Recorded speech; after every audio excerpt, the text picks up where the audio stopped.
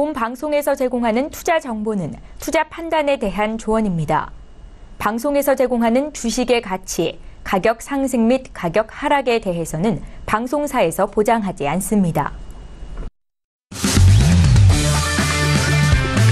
네, 안녕하세요. 해외 선물 신세계 MC 김은혜입니다. 1부에 이어서 2부도 여러분들을 찾아가고 있습니다. 자, 오늘은 목요일 저녁이었습니다. 박노주 마스터님과 김정철 해설위원님과 함께 신세계 이어가고 있는데요. 자, 지금 무료로 다운로드 받아볼 수 있는 방법 다시 한번 안내 도와드리고 있습니다. 설경제TV 홈페이지 들어오셔서 확인하실 수가 있으니까요. 바로 실행해 보시길 바라겠습니다. 자, 그리고 신세계 2부는요. 여러분께서 보내주신 상담 내용, 접수해주신 상담 내용 중점적으로 도와드리고 있습니다. 오늘도 전화와 문자 그리고 유튜브 실시간 채팅방 활짝 열어놓고 있는데요. 전화 주실 때는 서울전화 02-3153-2611번, 2612번 두 대의 전화가 준비되어 있고요. 문자 보내실 때는 샵 0082번으로 보내주시면 마스터님과 함께 실시간 상담 도와드리도록 하겠습니다. 자, 그리고 좀 편리하게, 좀 편하게 남겨줄 수 있는 방법도 있죠. 유튜브 실시간 채팅방을 통해서 또 마스터님과 직접 소통이 가능한데요. 많은 의견 그리고 다양한 의견 남겨주시면 마스터님이 직접 확인하고 직접 또 상담 답변도 도와드리도록 하겠습니다. 자, 아울러 신세계 2부에서 제공된 정보 또한 투자 판단에 대한 조언입니다. 해당 상품의 가치와 수익률을 보장하지 않는다는 점 다시 한번 유의해 주시길 바라겠습니다. 자, 신세계 2부의 문을 열었고요. 현재 시각 지금 11시 56분, 12시가 조금 안 된 시각인데요. 그동안 시장 어떻게 변하고 있을까요? 현지 시세 다시 한번 살펴보시죠. 자, S&P와 나스닥 지수에 대한 방향성은 좀 다르게 나타나고 있습니다만 현재 구간에서는요. S&P 다시 또 하락 전환됐습니다. 보합권에서 치열하게 공방 벌이고 있는데 2631.25포인트로 0.01%, 0.02% 정도의 보합권 움직임입니다. 자, 그리고 나스닥 같은 경우에는 지금 뭐 상승세가 많이 둔화가 됐죠. 6,305.75포인트, 50포인트로 0.09%의 소폭의 강보합권 유지가 되고 있는 상황입니다. 두 지수 모두 뭐 출발 전보다는 좀 상승폭이 많이 둔화가 된 상황이에요.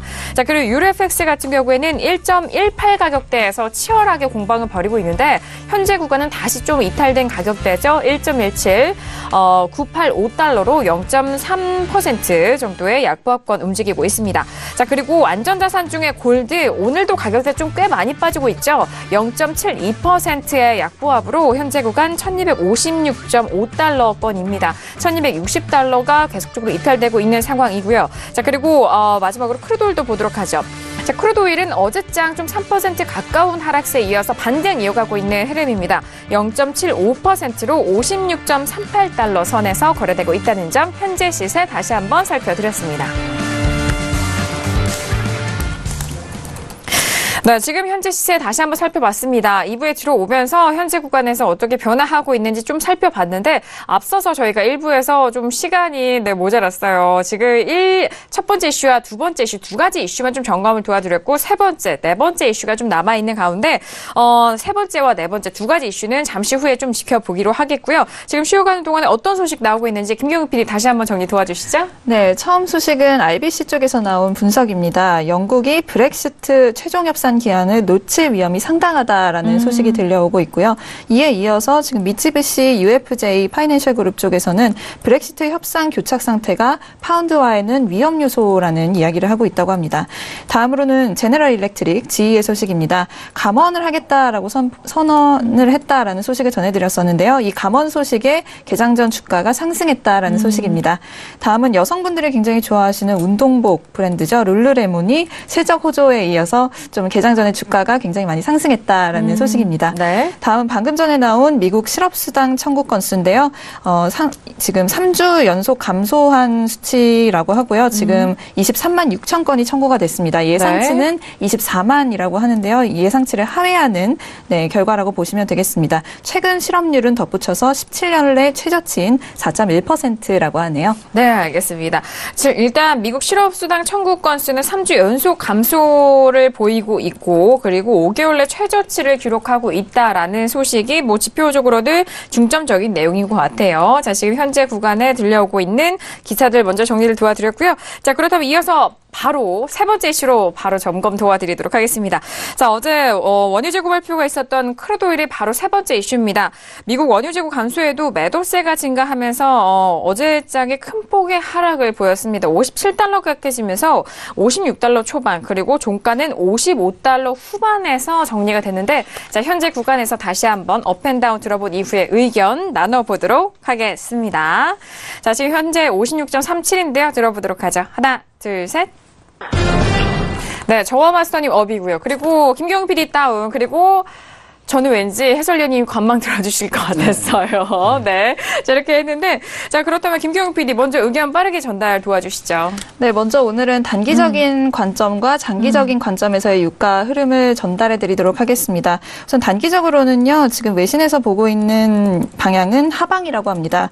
지금 56달러 가까이 지금 하락한 모습을 아까 전에 보셨는데요. 네네. 이는 어제 크루드 재고가 3주일에 감소한 것으로 드러났음에도 불구하고 미국의 그 가솔린 재고가 생각보다 좀 증대된 것으로 발표되면서 이 크루드 재고가 감소한 부분이 좀 상쇄되었다라는 분석이 있었습니다.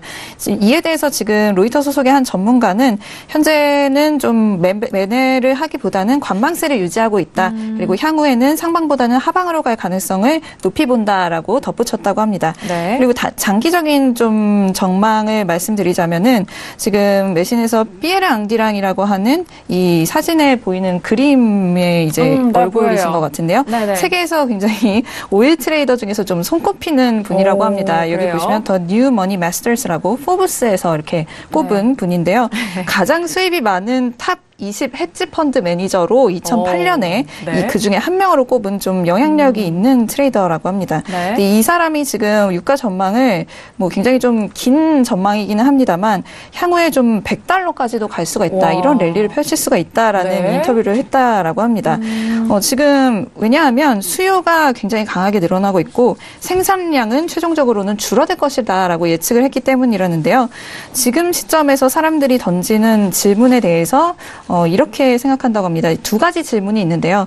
셰일 오일 같은 경우에 지금의 수요 공급 간의 갭을 채울 수 있을까? 이런 질문이 하나가 있을 수 있고요. 또 현재의 지정학적 리스크가 유가에 반영되어 있는가라는 두 가지 질문이 있을 수 있는데 이에 대해서 이 앙디랑은 둘 다 아니다라고 대답했다라고 합니다. 그래서 지금 뭐 셰일 생산량이 좀 급등할 것이다라는 예측도 있는 가운데 이 트레이더 같은 경우는 자기는 그렇게 생각하지 않는다라고 이야기를 했다고 해요.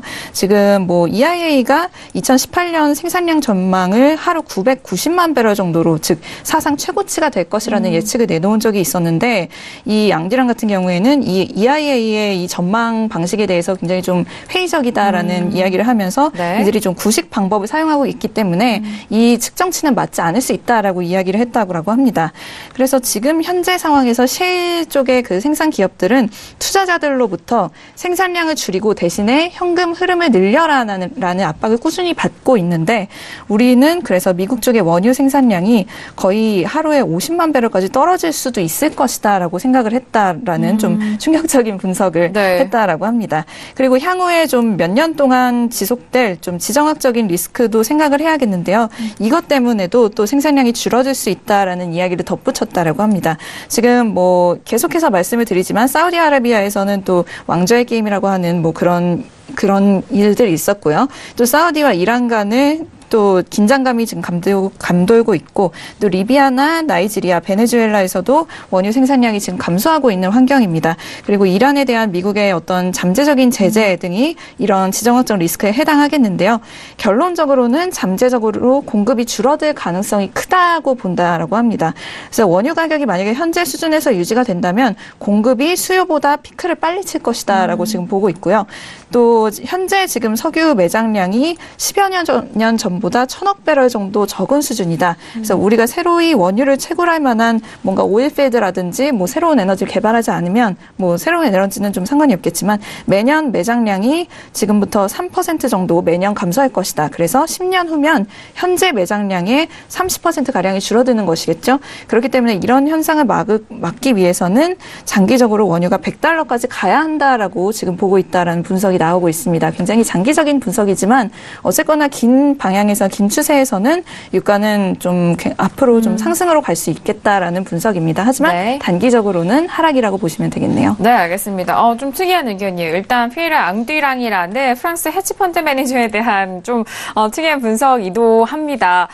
이 좀 크루드오일 매매로는 좀 잘 하신다는 그 분위기 때문에 이런 분석에 좀 무게감을 두면서 좀 설명을 도와드렸는데 일단 지금 EIA 쪽에서 나오는 그런 재고 발표라든지 이런 분석적인 지표가 좀 믿게 되지 못한다. 살짝 좀 반영이 되지 못한다라는 부분도 좀 같이 좀 생각을 해보시면 좋을 것 같고 일단 수요에 대해서는 좀 늘고 생산량이 줄어들기 때문에 이런 가격대에 대해서 좀 장기적으로 $100까지 바라보는 이런 새로운 목표가를 또 전달을 도와드렸습니다. 자, 그렇다면은 해설위원님 오늘 관망의 의견을 들어주신 이유가 어떻게 될까요? 제가 어제 네. 얘기 드렸잖아요. 어제 $56 초반까지 간다. 가버려서. 가서. 그냥 하루 네네. 만에 가버렸어요. 어떻게 된 네네. 아니, 제가 $56 초반까지는 가져야 된다라고 했는데. 그럼요. $56 초반까지 갔고, 어제 오일재고 발표할 때 제가 얘기 분명히 드렸지 않습니까? 네. 처음에 원유재고가 감소한 거에 환호를 내서 올랐다가, 알고 보니까 가솔린이랑 정제재고가 왕창 늘어버린 바람에, API랑 비슷하게 나왔죠? 비슷하게 왕창 나온 바람에 반응이 똑같을 거다, 아마. 그리고 제가 얘기한 대로 쭉 폭락했는데, 쭉 밀렸죠. 쭉 밀렸는데, 역시 마찬가지로 생각을 합니다. 그래서, $56 초반 목표까지 갔기 때문에, 네. 예, 이 다음은 좀 관망해봐야 되지 않나. 너무 한 번에 가서, 네. 예, 제가 이렇게, 잘 맞은 경우는, 많이 있습니다. 많이 있는데, 이렇게 제가 항상 잘 맞진 않아요. 근데 다만, 지금 이제, 네. 이렇게 어제 얘기하고 오늘 어제 얘기한 것 중에 틀린 게 하나도 없는 상황이어서, 네. 제가 제 입으로 칭찬하기가 좀 부끄러운데, 네네. 예, 그런 상황입니다. 진짜 부끄러우신 거예요? 네, 약간 부끄러워요. 네. 근데 중요한 사실은, 네. 피에르 앙디랑이 얘기하는 부분에 대해서 어떤 얘기인지 저도 느낌이 와요. 왜냐면, 우리가 이제 좀 보면은 지금 셰일오일만 얘기를 드릴게요. 셰일오일도 현재, 신규 발굴에서, 시추하고 채굴하고 이런 부분에 대해서 숫자가 지금 줄고 있어요. 저 줄고 있기 때문에 이제 이 구도로 계속 가게 된다면 결론은 신규 유전은 좀 줄어들 거기 때문에 그러면 제가 봤을 때 한 5년 뒤 정도 네. 될 것 같습니다. 그 정도 가야 좀, 갈 거고. 그다음에 5년 뒤에 $100? $100는 빨리 올 수도 있어요. 그 전에 빨리 올 그래요? 수도 있는데, 왜냐하면 이거는 네. 이제 투자 상품이잖아요. 투자 상품이기 때문에 실물 경기와 같이 간다고 쳐도, 헤지펀드나 글로벌 헤지펀드들이 단합해서 올렸던 경우를 우리는 경험한 적이 있습니다. 2009년에, 2008년에 미친 듯이 유가 올렸잖아요. 네네. 그때는 1배럴 다 $200 이랬거든요. 예, 강남에 차가 안 돌아다녔어요. 너무 비싸가지고. 네. 이때 차 몰고 다니는 사람이 진짜 부자다, 레알 부자다, 이런 얘기가 있을 정도로. 네. 진짜였어요. 그때는 얼마나 좋았냐면, 저는 그때 차 끌고 다니셨어요? 회사 차를 몰고 다니면서 저는 몰고 다녔는데, 네네. 제 돈 주고 기름 넣기 너무 힘들더라고요. 근데 그런 경우도 있기 때문에, 네네. $100는 그 전에도 찍을 수 있습니다만은, 실제 수요 공급이 맞아가지고 $100 가는 경우는 제가 볼 때는 4, 5년 뒤지 않을까라는 생각을 해보고, 네. 두 번째로 이제 제가 좀 얘기를 좀 드리고 싶은 건 뭐냐면, 화면을 하나 보여드릴 텐데요. 네. 지금 이제 저희는 이제 5년 뒤 가격을 가지고 거래하는 건 아니기 때문에, 5분 뒤 가격 가지고 저희가 거래하는 거잖아요, 저희는. 네. 그래서 보면은 이제 저는 5분 뒤는 얘기는 못 맞춥니다. 마스터님이, 우리 박노주 마스터님이 워낙 잘하기 때문에. 네네. 저는 그냥 일별로 좀 얘기를 좀 드릴게요. 최근에 보면은, 오펙의 점유율인데요. 오펙 점유율이 사실상, 작년 9월부터 이제 감산 얘기들 돌아다니면서 감산 얘기가 나온 뒤로 오펙 점유율이 꾸준히 하락하고 있습니다. 여기 보시면은 지금 위아래 선 중에 오펙이 요게 이제 이게 오펙 점유율인데 오펙 네네. 점유율이 감산 들어가고 나서는 점유율이 꾸준히 하락 중이고 난오펙이 늘어나고 있는 상황이죠. 오펙 점유율은 계속 지금 밀린 상황이고요. 네네. 즉 보시면은 이 오펙의 감산 합의가 결국은 누구 좋은 일을 하냐고 하면은 미국 좋은 일을 합니다. 네. 미국 좋은 일을 하는데 미국이 여기서 점유율을 늘리면서 좀 중요하게 생각했던 부분이 중동을 긴장시키자. 중동이 단합하지 못하게 만들자. 그게 이제 미국의 주 전략이에요. 미국의 주 전략은 어떻게든 중동을 찢어놓자. 이제 트럼프 대통령의 주 전략입니다, 이게. 그러니까 중동을 찢어놔야 중동이 단합이 안 되고 오펙 국가 결속이 안 될 거기 때문에 자기들이 시장 점유율을 완전히 가져갈 수 있다라는 계산으로 그러니까 트럼프 대통령이 그냥 막 하는 게 아니에요. 네. 전략이 다 있어요. 그러니까 이 원유 시장에서 우리가 휘어잡으려면 어떻게 해야 되냐를 잘 알고 있는 거죠. 그래서 지금 보시면 지금 예루살렘 쇼크라고 하는데 이 예루살렘 쇼크의 과정들을 좀 볼게요. 보시면은 수니파인 사우디하고 맹주죠. 사우디가 시아파 맹주가 이란이에요. 그래서 지금 화면을 보시면은 시아파와 수니파의 그 대리전 양상이거든요. 그러니까 사우디하고 이란하고 사실 싸우고 있는 거예요. 지금 계속. 특히 빈살만 같은 경우가 빈살만 왕세자 같은 경우도 그러니까 트럼프가 바로 좀 사우디를 쥐고 흔들 수 있는 게 빈살만을 자기 사위 쿠시너를 보내가지고 계속 얘기를 하고 있고 그러면서 작전을 짜고 있는 거거든요. 작전을 짜고 있는데 이게 왜 작전을 왜 짜냐면 이란이 조금 영향력을 계속 확대하고 있어요. 중동에서. 보시면은 현재 시리아에서는 알사드 대통령 정부군을 이란이 지원하고 있어요. 이 시아파이기 때문에요. 사우디는 시리아 반군을 지원하고 있고, 레바논 같은 경우가 최근에 있었던 이슈인데, 이란이 헤즈볼라 무장정파를 지원을 하니까, 사우디 같은 경우는 헤즈볼라 단절 요구하고, 그 다음에 사우디 총리를 지금 현재 구금 반 체류, 뭐 이렇게 보시면 좋을 것 같아요. 그런 상황이고, 그 다음에 이제, 예멘이 최근에 좀 복잡한데 예멘이 후티 반군을 지금 이란이 지원하고 있고 반면에 사우디는 정부군 지원하고 있는데 최근에 정부군 전 지도자가 후티 반군한테 암살당했습니다. 지금 암살당한 상황이기 때문에 더 지금 치열한 상황이고요. 이쪽은 카타르 같은 경우는 보시면 인구의 60%가 수니파임에도 불구하고 7%만 시아파거든요. 근데 카타르가 잠깐 시아파 살짝 편들었어요. 그랬더니 바로 국교 단절, 바로 봉쇄. 예, 그런 상황이고. 예, 네. 사우디와 수니파 국가들이 다 지금 카타르를 거의 지금 왕따시키고 있는 상황이고요. 그런 상황이기 때문에 이번 예루살렘도 이렇게 하게 되면 서로 싸우게끔 만드는 아주 중요한 역할을 할 그런 상황이고 사우디아라비아와 사실상 이스라엘이 손잡았다 보시면 됩니다. 예, 이스라엘이 사우디아라비아와 손잡았다 보시면 되고 이란이 여기에 격분하는 상황을 만들어주는 그런 상황이기 때문에 이 상황을 지금 와해시키려고 지금 트럼프 대통령이 전략을 짜고 있는 거고 이런 것 때문에 유가 점유율에서는 제가 볼 때 셰일오일 쪽이 훨씬 유리할 거기 때문에 이 부분에 대해서 단기간에는 상승이 나오기 좀 힘들다라고 보여지고 하락도 왜 힘드냐 전체적으로 수요가 좋기 때문에 하락은 힘들다라고 보고 있는 거예요. 그러니까 지금 이제 차트를 다시 보시면은 여기서 추가 하락이 조금 힘들 수도 있다라는 부분은 어떤 거냐면, 워낙에 수요가 좋고 지금 좋기 때문에, 그 다음, 아직 감산 합의가 깨진 건 아니에요. 감산 연장을 해놓고 이제 막 다시 한번 계속을 다져놓은 상태이기 때문에, 그 상태이기 때문에 지금은 감산 합의가 깨지지 않았지만 어차피 유가가 올라가면 감산 합의는 깨집니다. 깨지기 때문에, 왜냐하면 감산을 합의해놓은 것 때문에 자꾸 오펙 국가들이 점유율이 계속 떨어지고 있어요. 네네. 그러니까 결국은 이거 미국 좋은 일 아니냐 하면서 나중에 유가가 오르면 깨지게 돼 있어요, 어차피. 근데 그런 것 때문에 이제 유가가 오르기도 지금 내리기도 지금 떨어지만한 오를만한 이슈가 조금 좀 50대 50인 상황이지 않나. 그런 상황이 좀 얘기를 좀 드리고요. 그리고 크루드 오일 같은 경우는 추가적으로 이제 어느 정도 좀 연말 지나고 나서 보면은 레벨업은 조금씩 할 수 있다. 뭐 이렇게 보여집니다.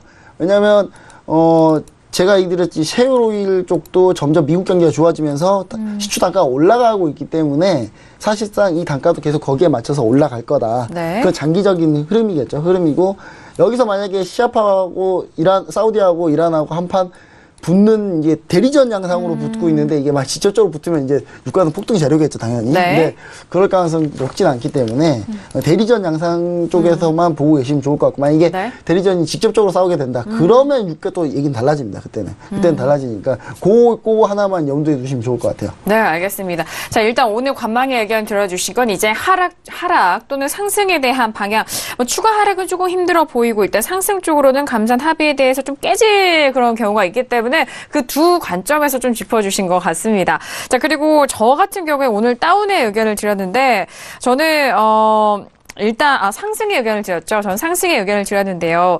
소폭의 상승입니다. 오늘 단기적으로 상승이지 일단 저는 좀 하방 쪽으로 길게 아직은 좀 남아있다라는 의견이거든요. 현재 56달러 4인데 56달러 초반까지 밀리고 그 다음 55달러까지 나중에는 좀 한번 확인하고 올라가지 않을까라는 생각에서 좀 긴 호흡에서 말씀을 드렸는데 오늘은 좀 반등하고 있기 때문에 여기서 짧은 구간 56달러 지금 44까지 좀 올라 버렸는데요. 초반대 가격대죠. 56달러 초반까지 뭐 시가 근처까지 내려온다면 저는 눌림 매수 계속적으로 가능하다라는 의견에서 저는 업에 대한 의견을 드리도록 하겠습니다. 덧붙여서 지금의 상승을 좀 뒷받침할 수 있는 외신이 방금 전에 올라와서 이거 좀 짚고 넘어가도록 하겠습니다. 나이지리아가 지금 아프리카에서 가장 많이 오일을 생산하는 국가로 지금 알려져 있는데요. 이 나이지리아의 메인 그 석유 생산하는 연합 중에서 하나인 그 페가산이라고 하는 조합이 있는데요. 굉장히 이름이 깁니다. Nigeria's Petroleum and Natural Gas Senior Staff Association of Nigeria. 이게 이름이에요? 네, 이게 바로 이제 플레임인데요. 네, 이들이 이제 12월 18일부터 파업을 하겠다라고 선언을 했다고 합니다. 사유는 굉장히 좀 대량의 그 해고가 있을 예정이라서 그거에 반발해서 지금 대규모의 좀 파업을 하겠다라고 선언을 한 가운데 이 부분도 지금 유가 상승이 좀 반영이 되지 않았나 하는 외신의 속보가 올라와서 먼저 알려드리겠습니다. 네, 알겠습니다. 나이지리아 쪽에 주요 오일 연합이 18일부터 파업에 들어간다. 정말 긴 플레임입니다. 네. 전달을 도와드렸어요. 자, 이어서 마스터님 의견 빠르게 좀 들어볼게요. 지금 유튜브에도 저희가 또 의견 나누는 동안에 매일 포인트 짚어주셨죠? 네, 일단은 오일 같은 경우는 아무래도 짧은 상방 한 50, 많이 가면 60 정도까지, 그러니까 56.50, 그 다음에 좀 더 길게 하면 56.60. 근데 짧게는 가지만 크게 밀고 갈 수도 있겠죠. 하지만 좀 많이 그 바닥에서 올라온 포인트라 좀 약간 조심스럽다 이거죠. 그래서 그런 얘기들을 좀 했는데요. 그렇게 하면서 이제 좀 매수는 좀 짧게 보자, 이런 얘기를 하면서 저도 매수를 해서 150불 정도를 더 추가를 했습니다. 그래서 1000불을 일단 넘겼고, 그래서 오일을 매수를 그 한 3호 정도 부근 3일 그렇게 분할 매수를 좀 해서 그 다음에 4.2부터 올라가면서 청산을 좀 했습니다. 그래서 좀 짧게 봐야 된다는 얘기죠. 리스크 관리도 우리가 해야 되니까. 그래서 그 안에 올라왔어요. 그래서 상승 들고 나서 그 안에 잠깐 내려왔다가 다시 말씀들 하고 계신 사이에 올라가서 그때 저는 같이 이제 청산을 좀 했고요. 그래서 지금 오일 같은 경우는 여전히 일단은 좀 상승을 좀 더 할 수 있을 것 같고, 아직 50선 못 넘었으니까 좀 그렇게 보시면 되겠고, 아까 그 앙디랑이죠? 앙디랑 같은 경우 여러분들, 그러니까 이렇게 그 앙디랑이 이제 얘기했다고 해서 여러분들의 매매 포인트를 100달러까지 간다고? 그럼 지금 사놓으면 적어도 그러면 좀 있으면 60달러까지 올라갈 거야, 이렇게 생각을 하실 수 있을 거 분명히 같은데, 항상 우리가 거래할 때는 그 포지션 거래, 중기적인 거래, 포지션 거래도 장기적인 거래, 데이 트레이딩, 그다음에 스윙, 여러 가지 기법들이 다양한 겁니다. 근데 그거에 맞춰서 거래를 해야 되는 거지, 그냥 막연히 갈 거야 이렇게 해가지고 기간 설정도 안 하고 그렇게 거래하면은 큰일 납니다. 그래서 100달러까지 올라간다는 거는 사실상 굉장히 장기적인 뷰를 얘기를 한 거고요. 지금 오일 같은 경우 보면 그 월봉으로서 분명히 조정 그 다음 달에 나오고 나서 올라갈 수도 있어요. 다음 달에 분명히 이번 달에 만약에 지금 56.50선, 40선 이 부근에 끝나도 분명히 다음 달에 조정이 55달러 선까지 나오고 난 뒤에 그 다음에 54달러에서 지지가 나온 다음에 그 다음에 박스권 좀 나오다가 그 다음에 다시 올라가면서 만약에 59달러죠. 그 11월 달에 여기가 돌파되면 바로 60달러, 그 다음에 65달러까지 충분히 이렇게 올라갈 수 있는데, 그거는 이후에 몇 달간의 조정 구간을 거친 다음에 올라갈 수 있다고 생각을 하는 거기 때문에 여러분들이 매매 포인트를 그렇게 잡기에는 그렇게 그분은 굉장히 장기적인, 굉장히 많은 자금을 굴리는 거기 때문에 그렇게 하는 거지. 여러분들이 개인 투자자분들과 오일은 레버리지가 분명히 있단 말입니다. 그렇게 따라가려고 거래하시면 안 됩니다. 여튼 그래서 일단은 그렇게 뷰는 장기적으로 보되, 일단은 매매 포인트는 본인에 맞게 해야 된다는 거 그렇게 좀 일단은 말씀드리고 싶고 네. 그래서 지금 이겁니다. 저는 그러니까 뭐 장기적으로는 보지는 않고요. 여러분들한테 도움이 되는 건 분명히 단기적인 뷰니까. 그럼요. 데이 그래서, 트레이딩 관점이죠. 예, 오늘 같은 경우는 지금 5일이 그러니까 매도 시점은 어디냐 그러면 매도 시점은 어디냐? 매도 시점이 아까 60 정도 얘기했다고 56.60에서 매도 들어가면 안 됩니다. 더 분명히 슈팅이 나올 수도 있거든요. 그렇다면은 지금 매도는 사실상으로 56.70부터 좀 들어가야 사실상 안전하게 좀 들어갈 수 있는 자리거든요. 그래서 56.70에서 80 정도가 왔었을 때 좀 매도를 들어가야 네. 일단은 어느 정도 이 저항선에서 위에 꼬리가 나오기 때문에 네. 그래도 손해보지 않는 좀 전략이 될 수 있다. 이렇게 좀 말씀을 드리고 싶습니다. 그래서 네. 왜냐면 위에 지금 어제 분명히 그 이평선 57.14 라인을 봉이 몸통으로 뚫고 내려왔거든요. 그렇죠. 그래서 추세가 완전히 형성된 겁니다. 그렇기 때문에 오늘 급격하게 일단 반등이 좀 크게 줄 것까지 생각을 해서 일단 56.70과 80에서 그 매도 진입을 말씀을 드린 거고요. 그래서 위에 이평선이 좀 내려올 거란 말입니다. 그리고 오늘 뭐 내일 되면은 이 각도가 좀 하락으로 되어 있는 이 5일 이평선이 좀 이렇게 내려오면서 일단은 56.90선까지 내려올 겁니다. 그러면 월요일 날 이게 또 내려오거든요. 네. 하락 각도가 있는 거는 계속적으로 이평선이 내려가면서 나중에 봉에 위에 닿게 됩니다. 예. 그래서 그렇게 보시면 되겠고요.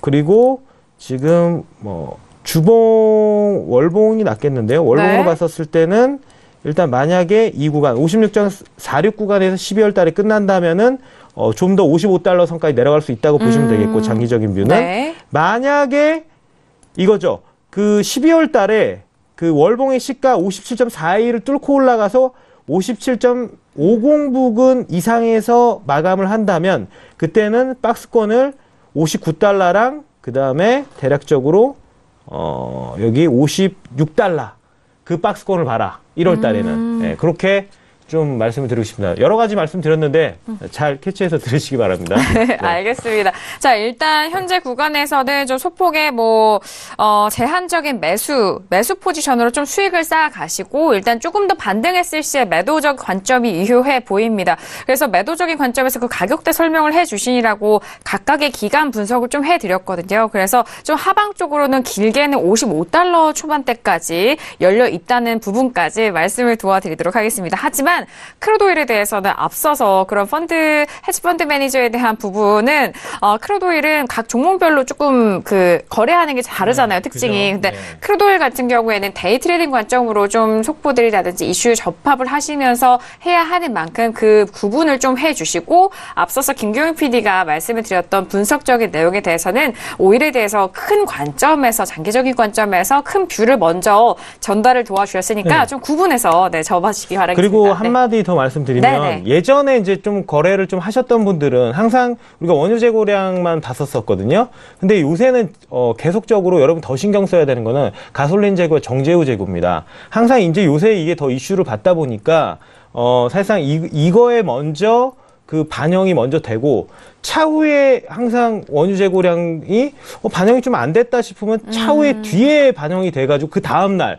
특히 네. 그 다음 날에 항상 반영이 돼서 반영시켜주거든요. 맞아요. 그래서 항상 그 패턴이 굉장히 중요하기 때문에 그 패턴으로 좀 계속적으로 그 재고량을 좀 보셨으면 좋겠어요. 알겠습니다. 자, 이 앞서서 학습 효과에 대한 부분도 짚어주셨습니다. 자, 이렇게 세 번째 이슈 크루드오일에 대해서 알아봤고요. 이어서 마지막 이슈죠. 네, 골드 들어가 보도록 하겠습니다. 오늘 골드에 대해서 변동성이 컸고, 그리고 마침 오늘 박노준 마스터님 혜선이 아빠, 출연을 하셨는데, 자, 현재 골드는요, 1255.4달러로 0.81%가 넘게 하락하고 있는데요. 빠르게 업앤다운 확인한 이후에 골드에 대해서 매매 전략 세워보도록 하겠습니다. 들어볼게요. 네, 빠르게 들어보도록 하겠습니다. 하나, 둘, 셋. 네, 지금 마스터님 홀로 이제 관망 들어주셨고 지금 다운의 의견이 통일이 됐는데요. 자, 그럼 골드에 대해서는요, 김경윤 PD, 골드 네. 빠르게 좀 이슈 점검 도와주시죠. 네. 네, 우선 골드가 지금 정말 끝을 모르고 계속 하락하고 있습니다. 맞습니다. 네, 지금 4개월의 최저치까지 터치를 했다라고 이게 몇 시간 전 기사임에도 불구하고 이렇게 나온 걸 보면 지금 몇 시간 사이에 더 하락폭이 커졌기 때문에 더욱 그 하락폭이 얼마나 깊은지를 좀 짐작을 할 수가 있겠는데요. 지금 이 하락의 좀 주된 이유로 외신에서는 가상화폐에 대한 관심이 커지면서 네. 골드가 타격을 받았다라고 지금 분석을 하고 있습니다. 지금 달러화 같은 경우에는 세제 개편안으로 인한 낙관 심리로 인해서 상승을 하고 있는 국면인데 이 때문에 또 골드는 계속해서 이제 얻어맞는 거죠. 4개월의 최저치로 지금 하락한 상황입니다. 지금 한 마켓 애널리스트의 말을 좀 빌면은 골드가 좀 장기적 지지선을 테스트하는 중인데 여기서 무너지면은 1,200달러 선까지도 밀릴 수가 있다라고 지금 이야기를 하고 있고요. 이런 골드의 하락 추세의 원인으로는 투자자들의 그 관심이 가상화폐로 이동했다는 거, 그리고 FOMC의 금리 인상과 더불어 이제 2018년에도 이제 몇 차례 금리 인상이 이어질 것이라는 그런 예측적인 부분 때문에 네. 지금 지속적으로 골드가 하락하는 것이라고 이야기를 하고 있습니다. 오늘 비트코인 같은 경우에는 14,000 그리고 15,000달러를 연달아서 돌파를 하면서 또 계속해서 좀 사상 최고치를 경신을 하고 있는 모습인데요. 이것 때문에 이제 골드로는 그런 투자 자금이 유입되지 않는다라는 것이죠. 또 다른 애널리스트 같은 경우에는 투자자들이 연준의 향후 정책을 좀 초조하게 기다릴 것이기 때문에 골드는 다음 주 FOMC 때까지 좀 소폭 하락하면서 계속해서 네. 움직일 것이다라고 분석을 한 바가 있고요. 지금 다들 예상하시듯이 시장에서도 다음 주에 연준이 기준금리를 인상할 것이라고 좀 널리 예측을 하고 있는 부분이 있습니다. 그리고 또 2018년에도 몇 차례 이제 인상에 대한 전망을 좀 기다리고 있는 중이라고 해석을 하고 있고요. 그리고 결론적으로 봤을 때는 금리 인상과 또 미국발 경기 지표 호조로 인해서 달러화가 또 상승한다는 관점에서도 보면 비트코인적인 그런 부분도 있지만 골드는 계속해서 하방 압력을 받을 것이다라는 결론이 나옵니다. 그렇지만 일단은 내일 지금 좀 중요한 지표죠. 비농업 고용 지표가 나올 것이기 때문에 골드 트레이더들이 좀 이번 주 마지막을 앞두고 굉장히 초조한 한 주를 보낼 전망이라고 외신에서는 마무리를 하고 있습니다. 네, 이런 갖가지 이슈들이 골드의 하방 쪽으로 더욱더 열리게 하는 부분인 것 같고요. 이제 앞서서 있을 금리 인상에 대한 부분, 그리고 비트코인을 비롯한 이런 암호화폐, 가상화폐로서의 관심, 유동성이 좀 쏠리는 가운데 이런 다양한 하락 압력을 받고 있는 것 같습니다. 자, 이어서 김정철 해설위원 바로 들어보도록 하죠. 네. 다운이시죠? 어제 제가 네. 다운이라고 했잖아요. 네. 그래서 또 오늘 또 다운이냐. 저는 일단 확인해봐야 된다. 골드는 무조건. 왜냐면 제가 비트코인 가상화폐란 용어가 저는 좀 틀렸다고 보는데 암호화폐라고 저는 할게요. 암호화폐 관련해서 이제 제가 어제 드렸지 않습니까? 먼저? 맞습니다. 네, 성일 TV를 다 보나 봐요. 외부에서 다 보고 이런 분석 스타일에 대해서 얘기를 듣나 봐요. 네. 제가 봤을 때 우리나라에서는 우리가 거의 처음으로 시세계에서 처음으로 얘기하는 얘기 내용이었는데, 그러니까 네. 이거 개념을 이렇게 보시면 돼요. 왜 골드만 왜 투자금이 왜 빠지냐? 근데 그 부분은 원래 화폐라는 게 있습니다. 화폐와 골드 이 자산이 두 가지로 분류를 한다면. 화폐의 화폐가 가지고 있는 장점은 뭐냐면, 가지고 있으면 이자가 붙어요. 골드는 가지고 있다 그래서 금가루 더 주거나 그러지 않죠. 그래서, 근데 반면에 문제가 생기면, 골드는 사실상 자산으로 남아요. 근데 화폐는 문제가 생기면, 우리나라 IMF나 2008년 글로벌 금리 보시면 아시겠지만, 원화가 거의 그냥 폭락한 순식간이거든요. 그러니까, 그런 것들을 따져봤을 때, 이 화폐와 그 다음에 돈이죠. 돈과 그 다음에 이 골드는, 금은 정확히 약간 대체성이 있는 겁니다. 대체성이 있는데, 그럼 이 골드 쪽에서 왜 자금이 왜 빠지냐 하면은, 이 골드의 대체성을 사실상 다른 걸로 보자면 암호화폐가 있다라는 거죠. 그러니까 암호화폐와 화폐의 그냥 싸움인 거지, 골드에 있는 자금이, 그래서 골드에 있는 자금이 암호화폐로 가는 거거든요. 그러니까 화폐와 화폐의 대체로 가지고 있을 게 뭐냐라고 봤을 때 암호화폐라는 거죠. 비트코인 같은. 그러니까 그게 골드였다가 이게 암호화폐로 좀 옮겨가는 거죠. 그러니까 이런 부분 때문에 특별히 골드에 있는 자금들이 많이 빠져나가는 거예요. 그러니까 그 투자의 성질상, 그 투자 상품의 성질을 딱 봤을 때는 골드에 있는 골드에 있는 자금들이 빠져나가는 건데, 거기에 이제 추가적으로 그러면 주식에 있는 자산도 빠져나갈 가능성이 좀 있어요. 왜냐하면 수익률이 워낙에 암호화폐가 지금 뭐 난리도 아니고 제가 봤을 때는 거의 이 정도 거의 광풍이거든요. 네. 광풍인데, 이 정도의 광풍이 벌어지고 있는 상황에서 사람들이 주식 쪽에선 투자금을 빼지 않는다. 이유는 주식 쪽은 현재 수익률이 좋기 때문에. 주식 쪽의 투자 수익률은 어느 정도 원하고 있는 수익률이 뭐 하루에 2배, 3배 이 정도 원하는 건 아니에요. 다만 하루에 수익률이 좀 아주 높게 나온 상품들에서 좀 많이 빠지는데, 특히 그래서 해외 선물이나 뭐 보시면 아시겠지만 골드 쪽에서 자산에서 많이 비중이 많이 빠져나가고 있다라고 보시면 좋을 것 같습니다. 그래서 주식은 좀 가지고 있다 하더라도 주식은 또 의결권이라는 그런 가치가 또 있잖아요. 그래서 주식 같은 경우 빠지는 것보단 상품들, 특히 상품들 쪽에서 골드에서 통화에 그렇죠. 대한 대치 자산인 골드에서 좀 많이 투자가 빠져나가는 것 때문에 이 암호화폐 이 광풍이 좀 한번 사그라들어야 골드가 좀 올라갈 명분이 좀 있어요. 그래서 제가 봤을 때는 추가적인 급락도 저도 예상을 해봅니다. 왜냐하면 쉽게 끝나지 않을 것 같습니다. 이 암호화폐의 이 성질이나 암호화폐를 좀 잘 연구하신 분들은 잘 동감하실 수도 있겠지만, 이게 우리가 말하는 것처럼 그냥 신기루처럼 한순간에 끝난다라고 저는 보지 않거든요. 그리고 튤립 파동, 옛날에 네덜란드 튤립 파동을 얘기하는데, 제가 봤을 때 이거하고 암호화폐는 완전히 다릅니다. 완전히 다르기 때문에 그렇게 순간에 사그라들고 그런 이슈를 저는 가지고 있다고 보지 않습니다. 보지 않고 있기 때문에 제가 봤을 때는 이 부분이 조금 더 길게 갈 가능성이 좀 있다. 골드는 추가적으로 하락을 할 수도 있고, 차트를 보시면 아시겠지만 1252.3 깨면 1222.6은 단기간에 가지 않을까. 저는 약간 그렇게도 생각을 해봅니다. 네, 알겠습니다.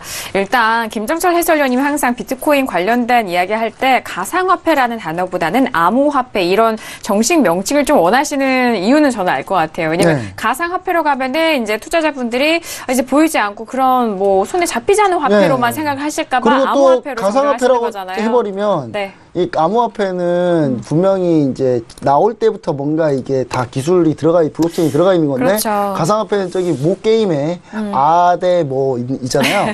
네. 네. 그렇게 생각하실까봐. 그렇게 생각하실까봐 그걸 구분 지어 주시는 게 가장 좋습니다. 네, 알겠습니다. 자, 골드에 대한 하락세 최근에 많은 분석가 쪽에서 이제 금에 대해서 유동성이 좀 이동을 했고 비트코인 쪽으로 관심이 쏠리기 때문이다라는 분석적인 내용 많이 놓고 있습니다. 하지만 증시에 대해서는 지수가 계속적으로 올라가는 만큼 그 안에서는 수익률이 나오기 때문에 지수에 대해서 이제 유동성보다는 금 쪽에서 좀 대표적으로 유동성이 이동했을 것이다라는 게 좀 주력으로 보고 있는데요. 그런 이유에서 다시 이 밖에 다른 이슈와 맞물려서 골드에 대해서는 하방 쪽으로 조금 더 열려 있다는 부분 좀 참고를 하시면서 긴 뷰 안에서 골드에 좀 접근을 해보시길 바라겠습니다. 자, 지금 현재 골드에 대해서 저도 역시나 하락의 의견을 드렸는데, 일단 저는 의견이 간단합니다. 저도 어제 골드 하락 들었거든요. 어제에 대해서는 1270달러가 깨졌고, 현재 구간은 1260달러가 깨졌기 때문에 하방 쪽으로의 그 공간은 여전히 많이 남아있는 상태고요. 앞서서 시황적인 측면에 대해서는 김경윤 PD라든지 김정철 해설위원님 두 분께서 말씀해 주셨기 때문에 저는 가격대 쪽으로는 일단 그 전저점인 저는 1250달러 또는 1240 후반까지도 열려 있다라는 의견을 드리면서 골드에 대해서 다운 의견 추가적으로 드리도록 하겠습니다. 자, 마지막 이슈 골드에 대해서 의견 남겨보고 있습니다. 그렇다면 무엇보다도 또 혜선이 아빠 마스터님의 골드 의견 역시 다운의 의견을 주셨는데요. 네, 네네. 계속해서 들어볼까요? 일단은 오늘 골드는 하방 추세가 굉장히 길게 나왔죠. 네. 그래서 사실상 초반부터 일단 그 하락 추세를 좀 탔었어야 되고요. 사실상 지금은 그렇게까지, 그러니까 제가 중간을 들었잖아요. 저는 골드는 관망하자입니다. 오늘 골드는 매매하지 말자. 오늘은 하지 말자. 네네네. 왜냐하면은 골드는 어차피 먹을 게 이미 많이 나왔습니다. 나온 상황이고 하방 추세를 제대로 타서 수익을 그 전에 일단 냈었어야 되고요. 왜냐하면은 골드는 지금 일단 추가 하락도 나올 수 있는 분명히 가격대이고, 그렇다고 여기서 반등이 크게 나오더라도 이상하지 않습니다. 두 쪽 다 확실하게 나올 수 있는 지금 일단 위치이기 때문에, 그렇다면 우리가 50대 50인 상황에서는 확률적으로 저는 거래를 안 하는 게 맞다고 생각을 하거든요. 뭔가 아까 나스닥이 맨 처음에 지금은 상승을 하고 있지만 그 초반에 그 시점에는 분명히 하락 확률이 굉장히 높았기 때문에 제가 빨리 프로그램 시작하자마자 재소개하지도 않고 바로 이렇게 나스닥 하방 뷰를 드렸던 것처럼 지금의 골드의 현재 위치에서는 지금 일단은 추가 하락을 예상을 하자면 일단 그 주봉을 봤었을 때 1250선까지도 충분히 오늘 나올 수 있는 일단은 위치이고요. 네. 그렇다고 여기서 반등이 나오더라도 그러니까 일봉을 보면 좀 답이 안 나옵니다. 주봉을 봐야지 일단은 꼬리가 어느 정도 갈지 아니면 추가 하락이 나올지를 볼 수 있기 때문에 네. 올라가면 지금 일단은 주봉에서도 그 60주 이평선이 있거든요. 위에 뚫고 네. 내려갔단 말이에요.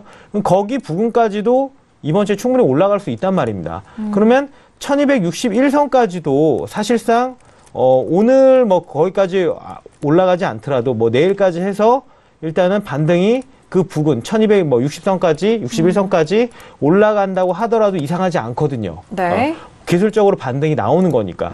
그렇기 때문에 추가 하락이든 일단 그 반등이 크게 나오든 간에 어차피 뭐가 나오도 이상하지 않기 때문에 그렇다면 우리가 잘 모르는 거 아닙니까? 네. 그럼 모를 때 어떻게 돼요? 거래하지 말아야죠. 관망해야죠. 애매하면 그렇죠. 관망을 해야 돼서 네네. 오늘의 지금 그 중간을 든 거는 박스권 매매조차도 하지 말라는 얘기입니다.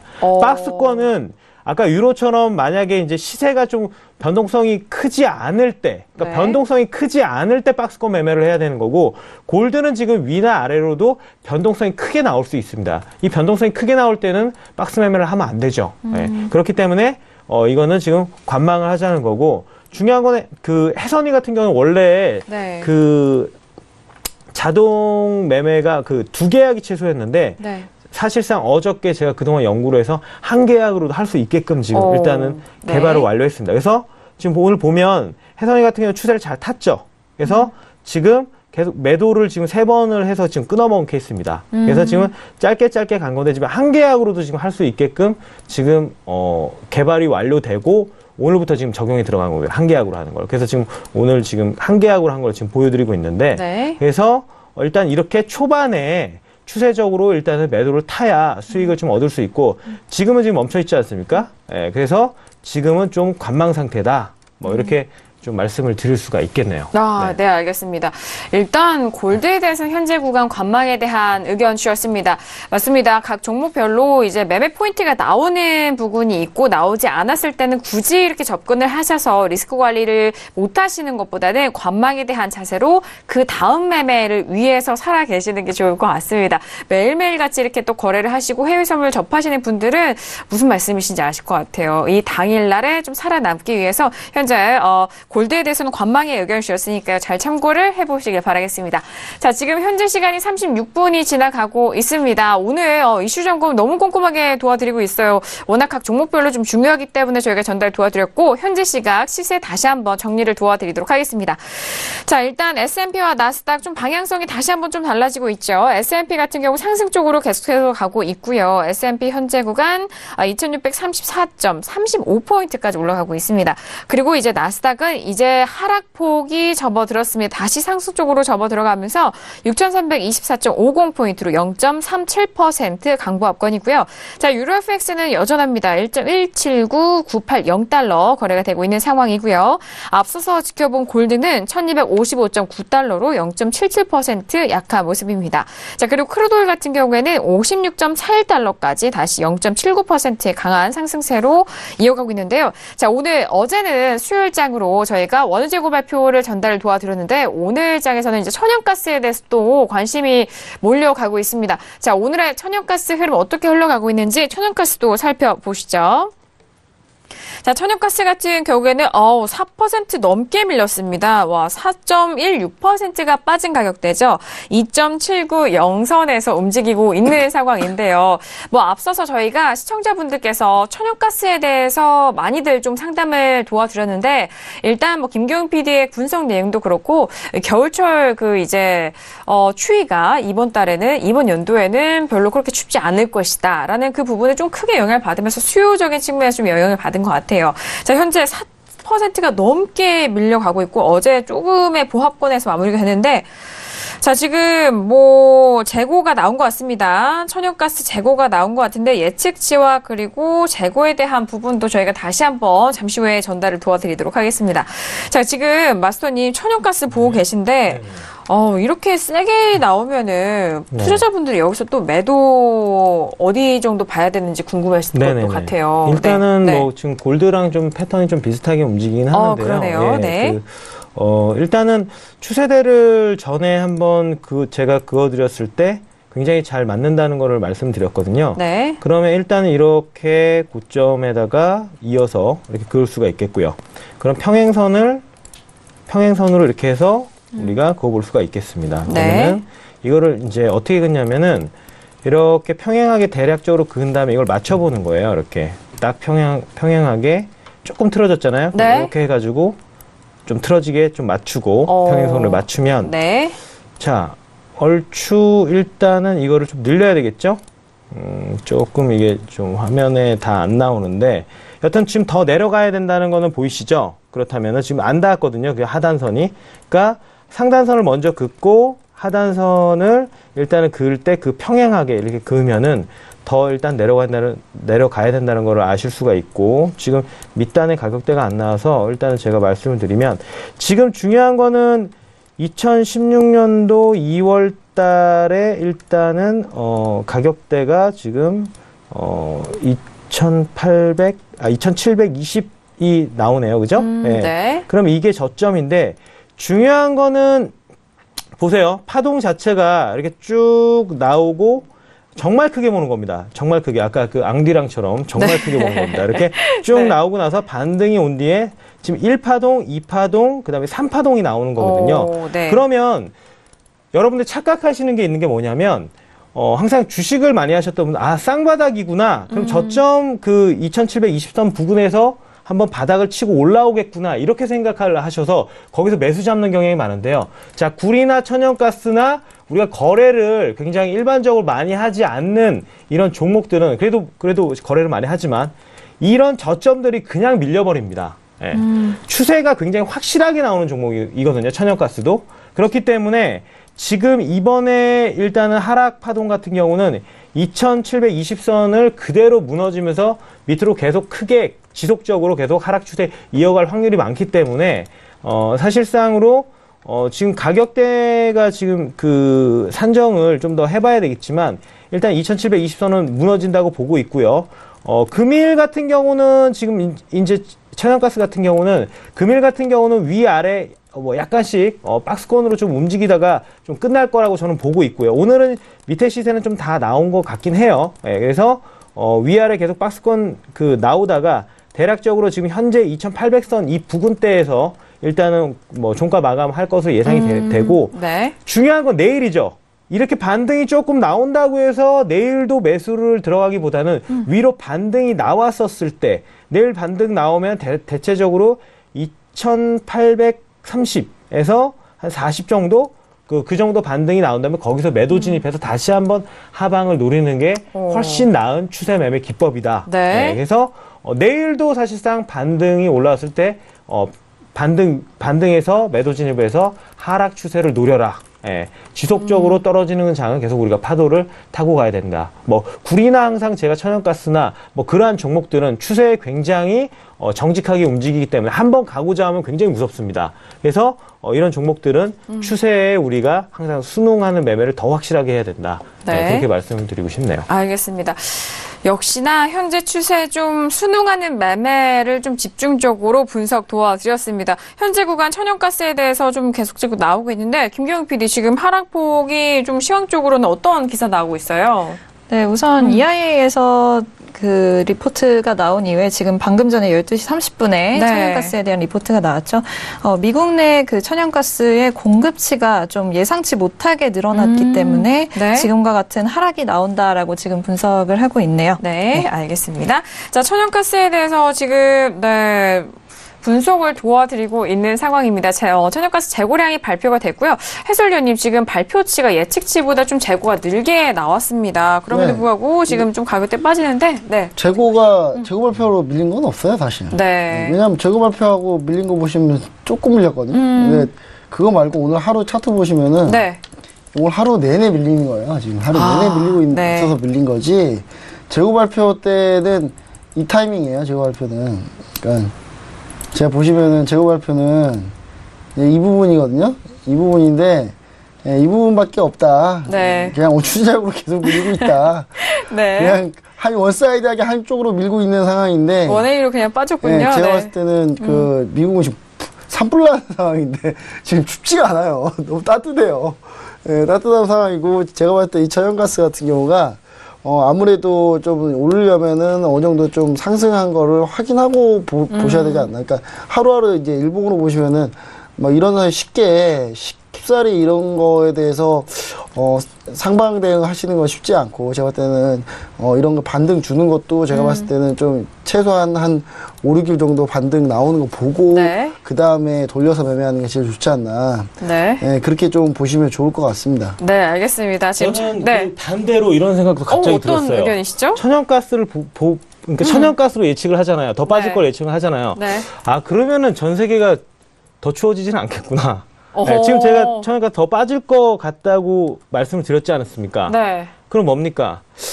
기후 예측이 되겠네요. 아, 그죠? 오히려 좀 네. 반대 그런 네네네네. 예측으로. 전 세계 더 추워지지 않겠다. 뭐 이런 좀 생각을 갑자기 해봅니다. 네.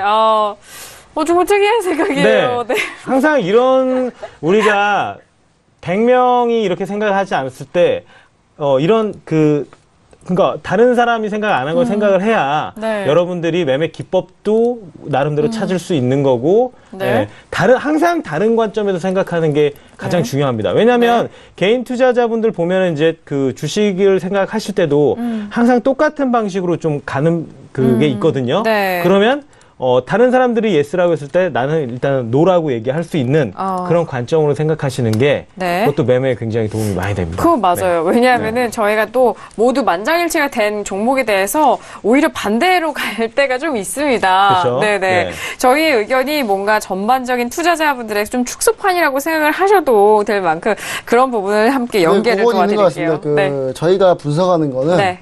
거의 뭐 전 세계 글로벌에서 가장 뛰어난 분석력을 가지고 있다는 것만 알고 계시면 좋을 것 같습니다. 왜냐하면 네. 저희의 말들 여기서 나온 얘기들이 하루 뒤에 외신에서 기사하고 그러거든요. 네, 그러니까 그런 부분들을 좀 잘 생각을 해보시면 방송의 퀄리티가 어떤 정도인지 한번 생각을 해보시면 좋을 것 같네요. 네, 알겠습니다. 자, 지금 오늘 4가지 이슈와 함께 오늘 실시간으로는 또, 오늘 박노주 마스터님이 너무 바쁘세요. 뭐 유튜브 실시간 채팅으로 정말 빠르게 남겨주고 계셔서. 지금 또 네. 도움되는 말씀 드릴게요. 네. 지금 어차피 이제 나스닥은 지금 상승 추세 완전히 탔거든요. 네네. 그럼 이제 이후 추세 궁금하신 분들 있을 것 같은데, 네. 나스닥은 지금 일단은 이평선 위에 지금 그 차트 잠깐 보면요. 이평선 위에 일단 이 각도가 굉장히 평평하기 때문에 여기 뚫고 올라갈 수 있을 것으로 보이거든요, 지금. 그래서 대략적으로 1차 목표가 6,337선, 그 다음에 6,347선까지도 충분히 상승 슈팅이 나올 수 있기 때문에, 그 부분 일단 여러분들이 인지를 해 주셨으면 좋을 것 같습니다. 알겠습니다. 현재 나스닥 상승폭 조금 더 기포하고 있는데 6,337.47포인트까지 상승 여력 있다. 목표가 설정을 도와드렸습니다. 자, 역시나 2부 정말 마지막 시간까지도 여러분들을 위해서 매매 포인트 꼼꼼하게 짚어주고 계십니다. 현재 구간에서 나스닥의 상승세 목표가까지 설정 도와드렸으니까요. 이후 저희 방송이 지난 이후에도 목표가 잘 참고를 해보시면서 나아가 보시길 바라겠습니다. 자, 지금 현재 시간 47분 지나가는데요. 마무리로 또 시세 다시 한번 살펴드리도록 하겠습니다. 자, 앞서서 말씀드렸듯이 나스닥 상승폭 높여가면서 6,328.25포인트입니다. 0.43% 강보합권이고요. S&P도 역시나 상승 이어가고 있습니다. 2,635.25포인트. 자, 그리고 유로FX 같은 경우에는 1.18 가격대, 이 가격대는 상당히 좀 치열한데요. 일단 1.188.5달러에서 거래가 되고 있는 상황이고요.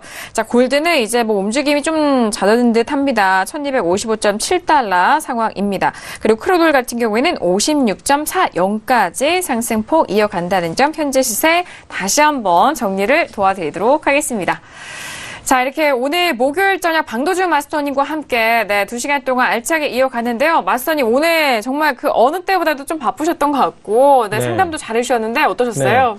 일단 오늘 네. 그 혜선이가 하락 추세 잘 타서 뭐 또 기분이 좋고 네. 또 적은 수량으로도 최소 수량으로도 할 수 있는 게 개발이 돼서 굉장히 뿌듯하고요. 네. 그리고 또 오늘 또 손매매 대장군으로서 또 1,000불 정도 수익으로 마무리하는 오늘도 거. 수익인가요? 네네, 1,000불. 그렇죠. 계속 이어갑니다. 네. 그래서 오늘도. 이 대장군 자리를 계속 지키고 앙디랑이 뭐 지금 뭐 100불 간다고 뭐 지금 굉장히 잘하는 오일 트레이더라고 네. 하지만 네. 데이 트레이딩은 제가 더 잘하는 것 같습니다. 아, 그럼요. 일단은, 네. 저도 일단 차후에 그 뭐 세계적으로 데이 트레이딩 기사가 좀 나와줬으면 좋겠네요. 네, 알겠습니다. 그 길에 기원하도록 하겠습니다. 네네네. 네. 일단 오늘까지도 연습 행진을 이어가고 있는 방도준 마스터님 손매매 대장군. 네, 오늘 함께 만나보셨습니다. 자, 그리고 김경영 PD 오늘 어떠셨어요? 네, 오늘도 다양한 소식 전해드렸는데요. 마지막으로 방금 전에 올라온 소식 전해드리면서 저는 물러가겠습니다. 지금 예루살렘 관련해서 지금 팔레스타인에서 시위가 일어나고 있다라는 소식을 조금 전에 전해드렸었는데 이 시위가 금방 끝날 것 같지가 않습니다. 이제는 좀 하마스 그 2007년부터 팔레스타인을 통치했던 그 하마스가 팔레스타인인들을 좀 끌어모으면서 이 시위를 함께하자라고 지금 독려를 하고 있는 모습인데요. 네. 지금 하마스가 좀 굉장히 아무래도 반이스라엘적인 그 정서가 엿보이는 그룹이다 보니까 이게 금방 끝날 일이 아닌 것 같다라는 생각이 듭니다. 지금 뭐 새로운 인티파다를 일으키자까지 이런 이야기까지 나오는 걸 보면 이러한 사태가 지금 조금 진화되기까지는 며칠 더 걸리지 않을까 하는 생각이 드는데요. 내일장에서는 또 어떻게 이 이슈가 장에 영향을 미치게 될지 한번 살펴보도록 하겠습니다. 네, 알겠습니다. 오늘도 수고 많으셨습니다. 김정철 해설위원님 오늘도 다양한 의견 해주셨는데 말씀 도와주실까요? 네. 뭐 저희가 시황적으로나 뭐 거래 분석적으로 좀 상당히 좀 네. 대단한 성과를 올리고 있지 않나라는 생각을 해보고요. 저는 오늘 또 역시 수익을 올린 박노주 대표분께, 대표 마스터님께 경의를 표합니다, 정말. 지금 몇 주인지도 모르겠어요. 네. 지금 제가 알기로는요, 거의 지금 6개월 동안 계속. 아, 그러네요. 신세계 하고 처음 있거든요. 시작할 네. 때부터 함께 하셨으니까. 네. 제가 봤을 때는 이 정도면 뭐 거의 최고지 않나라는 맞습니다. 생각을 해봅니다. 네, 근데 알겠습니다. 와이러니한 건 박노현 대표님이 네. 사실 시스템 트레이더입니다. 근데 손매매도 기본적인 실력을 그러니까요. 이 정도 있다라고 보여주시는 거기 때문에 네. 그래서 대단하네요. 네, 알겠습니다. 자, 맞아요. 이렇게 손매매 잘하시는 분이 시스템 트레이딩을 잘 만드셨던 것 같습니다. 네. 자, 이렇게 오늘도 2시간 동안 저희 출연진 분들과 알차게 해외 선물 전략 전달 도와드렸습니다. 많은 도움이 되셨길 바라겠고요. 저희 신세계 오늘 준비한 소식과 내용은 여기까지입니다. 저희는 내일 이 시간 다시 돌아오도록 하겠습니다. 함께해 주신 여러분, 오늘도 고맙습니다.